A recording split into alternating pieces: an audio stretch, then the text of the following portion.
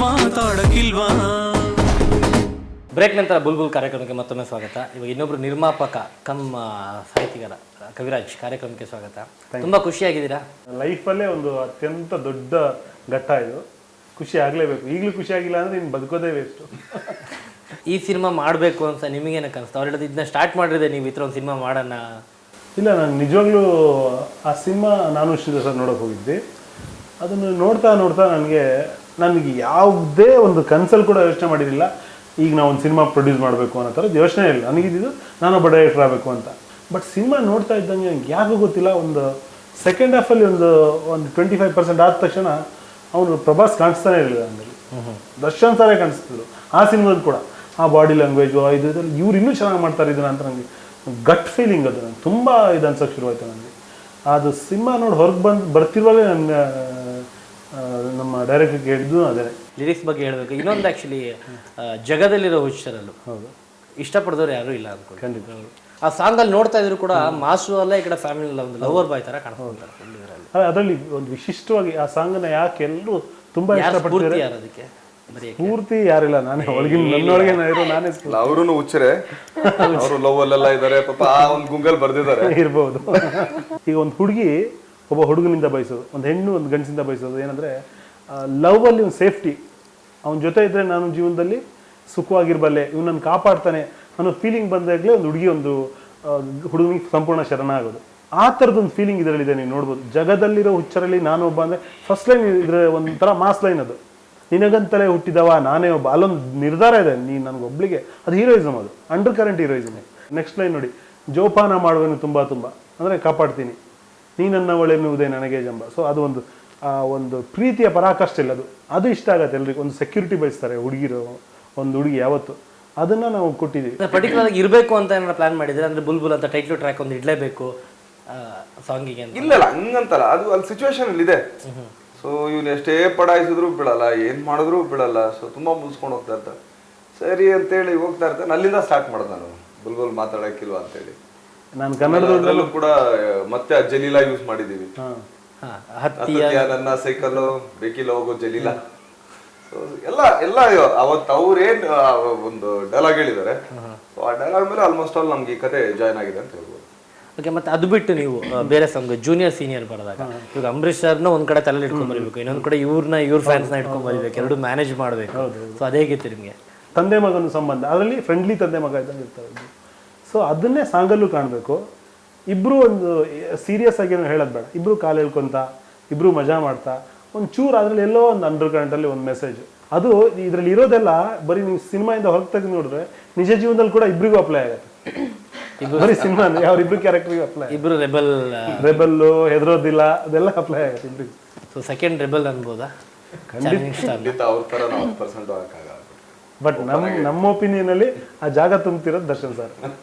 ಒಬ್ಬ ಅಭಿಮಾನಿಯಾಗಿ ಒಬ್ಬ ಪ್ರೇಕ್ಷಕನಾಗಿ ಹೇಳೋದಾದ್ರೆ ಖಂಡಿತ ಈಗ ಆ ಜಾಗಕ್ಕೆ ಒಂದೇನಂದ್ರೆ ಅವ್ರ ತರ ಲೈಫ್ ಸ್ಟೈಲು, ಅವ್ರ ಇದು ಆಕ್ಚುಲಿ ಮೋಸ್ಟ್ಲಿ ಅವ್ರ ಟೆಂಪರ್ಮೆಂಟ್ ತುಂಬಾ ಚೆನ್ನಾಗಿದೆ.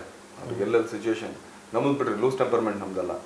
ಅವ್ರು ಎಷ್ಟು ಚೆನ್ನಾಗಿ ಸಿಚುವೇಶನ್ ಹ್ಯಾಂಡಲ್ ಮಾಡ್ತಾರೆ ಅನ್ನೋದಕ್ಕೆ. ಬಟ್ ಅಷ್ಟೇ ಹಿಂಗ್ ರೈಸ್ ಆಗ್ತಾರೆ, ಅಷ್ಟೇ ಇಲ್ಲಿ ಇಳಿತಾರೆ. ಆ ತರ ನಾವು ಒಂದಿನ ಇರೋಕ್ಕಾಗಲ್ಲ. ಆದ್ರೆ ಎಲ್ಲ ಒಂದ್ ಕಡೆ ನೋಡಿದಾಗ ನಿಜವಾಗ್ಲೂ ಬದುಕಿದ್ರೆ ಇದ್ರೆ ಈ ರೀತಿ ಇರ್ಬೇಕಪ್ಪ. ಅದನ್ನೇ ಆಕ್ಚುಲಿ ಸುಮ್ಮನೆ ಯಾವಾಗ್ಲೂ ನನ್ಗೆ ಹೇಳ್ತಾ ಇರ್ತಾರೆ. ರಜನಿಕಾಂತ್ ಅವ್ರು ಹೇಳೋರಂತೆ, ಭಗವಂತ ಎಲ್ರೂ ಒಂಥರ ಬರದ, ನಾನ್ ನೋಡಿದ್ರೆ ರಜನಿಕಾಂತ್ ಇಡೀ ವರ್ಲ್ಡ್ ವೈಡ್ ನನ್ಗೆ ಗೊತ್ತು ರಜನಿಕಾಂತ್ ಸೂಪರ್ ಸ್ಟಾರ್ ಅಂತ ಹೇಳ್ತಾರೆ. ಬಟ್ ನಾನು ಇರೋದು ಒಬ್ಬರೇ ಒಬ್ರು ಫ್ಯಾನ್ಗೆ ಅಂದ್ರೆ ಇವನಿಗೆ ಒಬ್ಬರಿಗೆ 12 ಗಂಟೆಗೆ ಎಲ್ಲ ಆಡ್ಕೊಂಡ್ ಬರ್ತಾರೆ, ಕೆಲಸ ಮಾಡ್ತಾರೆ.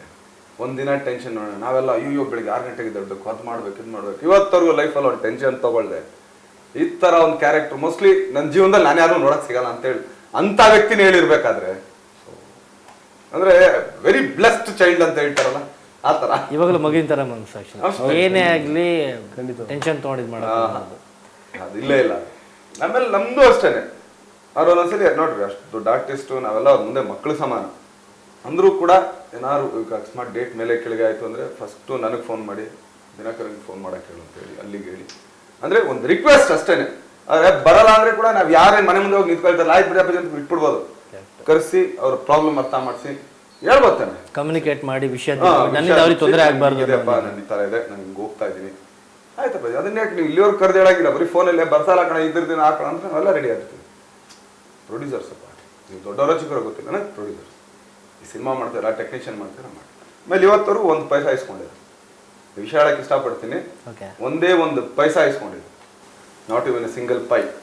ಹೇಳ್ಬಿಟ್ಟು ಎಲ್ಲ ಟೆಕ್ನಿಷಿಯನ್ಸ್ ಮಾಡ್ಕೊಡ್ತಾರೆ. ಆಮೇಲೆ ನೋಡೋಣ. ನಿಜವಾಗ್ಲೂ ಹ್ಯಾಡ್ಸ್ ಆಫ್ ಅನ್ಬೇಕು ಸರ್. ಈ ವಯಸ್ಸಲ್ಲೂ 35-50 ಡೇಸ್ ಇವಾಗಲೂ ಬೇಡಿಕೆ ಇರೋ ನಟ. ಆ್ಯಕ್ಚುಲಿ ಒಂದು 2 ದಿನ ಕಾಲ್ ಶೀಟ್ ಸಿಕ್ಕ ಒಂದು ಚಿಕ್ಕ ಒಂದು ಪಾತ್ರ ಮಾಡಿದ್ರು ಸಾಕು, ಗೆಸ್ಟ್ ಅಪಿಯರೆನ್ಸ್ ಸಾಕು ಅಂತಾರೆ. ಅಂಥದ್ರಲ್ಲಿ ನೋಡಿ ಎಷ್ಟೆಲ್ಲ ನಿಮಗೆ ಬ್ಲೆಸ್ಸಿಂಗ್ಸು. ದರ್ಶನ್ ಅವರು, ಅಂಬರೀಷ್ ಅವರು ದೊಡ್ಡ ಟೀಮ್, ಆದರೆ ಏನು ಮಾತೇ ಆಡಲ್ಲ ಅಂತೀರಾ, ನೀವು ಸೈಲೆಂಟಾಗೆ ಕೂತಿದ್ದೀರಾ. ನೀವು ನನ್ನ ಕ್ವಶನೇ ಕೇಳ್ತಿಲ್ವಲ್ಲ. ಸರ್ ಇವಾಗಿನ ಸ್ಟಾರ್ಟ್ ಮಾಡ್ತೇನೆ. ಬಿಂದ್ಯಾ ಅಂತ ಹೆಸರು ನಿಮ್ಮದು, ರಚಿತಾ ಅಂತ ಯಾಕೆ ಇಟ್ಕೊಂಡ್ರಿ? ಈಗ ಆ್ಯಕ್ಚುಲಿ ಬಂದು ಸಿನಿಮಾ ರಂಗಕ್ಕೆ ಬಂದಮೇಲೆ ಸಕ್ಸಸ್ ಫೇಲರ್ ನೋಡ್ಬಿಟ್ಟು ಎಲ್ಲ ನ್ಯೂಮರಾಜಿ ಲೆಕ್ಕ ಹಾಕ್ತಾರೆ. ಆಮೇಲೆ ಫೇಲ್ ಆದರೆ ಮೋಸ್ಟ್ಲಿ ಬದಲಾಯಿಸೋಣ ಅಂತ. ಎಂಟ್ರಿ ಕೊಡ್ತಾ ಇರ್ಬೇಕಾದ್ರೆ ಅದೃಷ್ಟ ನೋಡಿ ಅಂತ ದೊಡ್ಡ ಸಿನಿಮಾ ಸಿಕ್ಕಿರ್ಬೇಕಾರೆ ಹೆಸರಾಗಿ ಬದಲಾಯಿಸ್ಕೊಂಡ್ರಿ? ಹೆಸರು ಆ್ಯಕ್ಚುಲಿ ಬಿಂದ್ಯಾರಾಮ್ ಅನ್ನೋದು ಸ್ವಲ್ಪ ನಾರ್ತಿ ಸೌಂಡ್ ಆಗ್ತಿತ್ತಂತೆ. ಸೊ ಅದಕ್ಕೆ ಇಲ್ಲ, ಅವರಿಗೆ ಯಾರೋ ಹೇಳಿದಾರೆ ರಾ ಇದ್ರೆ ತುಂಬಾ ದೊಡ್ಡ ಹೀರೋಯಿನ್ ಆಗ್ತಾರೆ ಅಂತ. ನೋಡಿ, ರಾಧಿಕಾ, ರಮ್ಯ, ರಾಗಿಣಿ, ರಕ್ಷಿತಾ, ಅದಕ್ಕೆ ಮೋಸ್ಟ್ಲಿ ಇದು 100% ಫಾಲ್ಸ್ ಸ್ಟೇಟ್ಮೆಂಟ್. ಏನಕ್ಕಂದ್ರೆ ನಮ್ಮ ಪರ್ಫಾರ್ಮೆನ್ಸ್ ಅಲ್ಲಿ ಹೋಗುತ್ತೆ ಅಲ್ವಾ. ನಾವು ಡಿಪೆಂಡ್ಸ್ ಆನ್ ಆ ಪರ್ಫಾರ್ಮೆನ್ಸ್, ನಾವು ಹೆಂಗ್ ಪರ್ಫಾರ್ಮ್ ಮಾಡ್ತೀವಿ.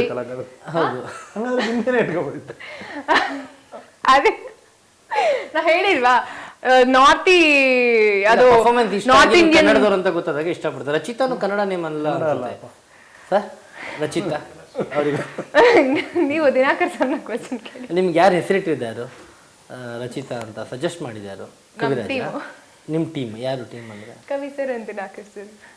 ಅಪ್ಪ ಅಮ್ಮ ಇಟ್ಟರೆ ಹೆಸರು ಬಿಟ್ಬಿಟ್ಟು ನೋಡಿ ಕವಿ ಸರ್ ಹೇಳಿದ ಕೂಡಲೇ ಚೇಂಜ್ ಮಾಡಿದಿರ. ಬಟ್ ನಮ್ಮ ನಿರ್ಮಾಪಕರು ಅಂತ ಗೌರವನ ಇಲ್ಲ, ಅಫ್ಕೋರ್ಸ್ ಅದು ಒಂದು. ಮತ್ತೆ ನಮ್ಮ ಸೆಟ್ಟಲ್ಲಿ ಎಲ್ಲರೂ ನನ್ನ ಬಿಂದ್ಯಾ ಬಿಂದ್ಯಾ ಅಂತ ಕರೀತಾರೆ ಸರ್. ಇವಾಗ್ಲೂ ಅಷ್ಟೇ. ಸೊ ಮುಂದಕ್ಕೆ ಸಿನಿಮಾದಲ್ಲಿ ರಚಿತಾ ಅಂತಾನೆ ಇರುತ್ತೆ. ಹೌದು.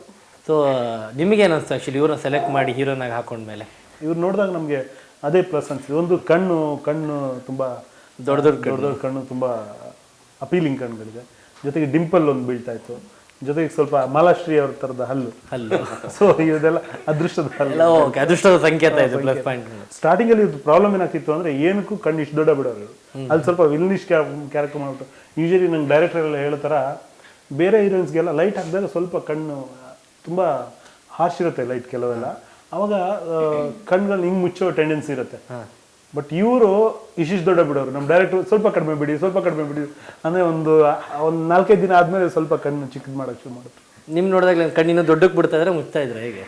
ಇಲ್ಲ ನೋಡ್ತಾ ಇದ್ರೆ ಹಿಂಗೆ ಅನ್ಕೊಂಡು ಬಟ್ ಮಾಡೋರು ತುಂಬಾ. ಬಟ್ ನಾನು ನೋಡಿದಾಗ ವೆರಿ ಮಚ್ ಪ್ರೊಫೆಷನ್.